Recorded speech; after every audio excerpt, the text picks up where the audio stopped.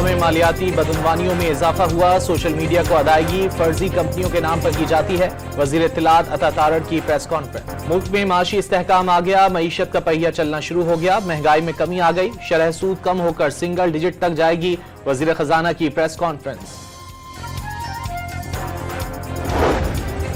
بیرون ملک مقیم پاکستانیوں نے 11 ماہ میں 31% زائد رقم بھیج کر سول نافرمانی کی کال مسترد کر دی۔ سول نافرمانی کی کال سے عوام کا پیٹ نہیں بھرتا، پنجاب کی سینئر وزیر مریم اورنگزیب کا بیان۔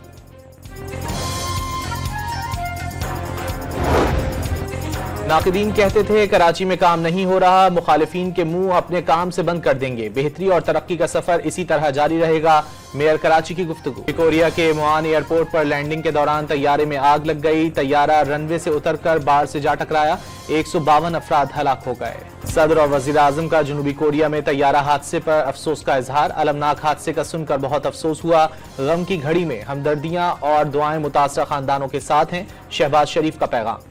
پرم تنازع حل کرنے کے لیے اتفاق رائے ہو گیا، چند نکات پر ایک فریق نے مشاورت کے لیے 2 دن کا وقت مانگا ہے، منگل کو معاہدے پر دستخط ہو جائیں گے، مشیر اطلاعات خیبر پختونخوا بیرسٹر سیف کا دعویٰ۔ پارا چنار کی صورتحال پر کراچی میں 12 مقامات پر MWM کے دھرنے، ملیر کالا بورڈ پر دھرنا ختم، شارع فیصل، نمائش، گلستان جوہر، شارع پاکستان سمیت مختلف مقامات پر دھرنا جاری۔